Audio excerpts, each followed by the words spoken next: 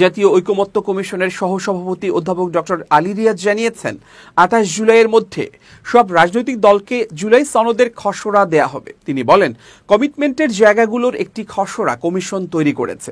Commission আগামীকালের মধ্যে সব রাজনৈতিক দলের কাছে পাঠাবে বিবেচনার জন্য।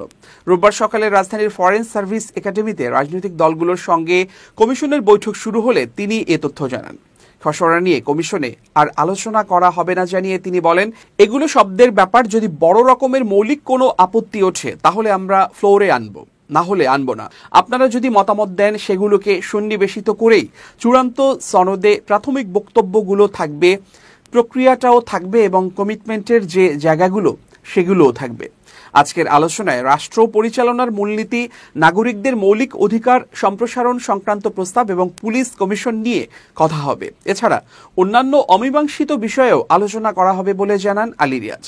ঐকমত্য কমিশনের সহসভাপতি বলেন, আমাদের বিশ্বাস যে এ বিষয়ে ঐকমত্য তৈরি করতে পারব।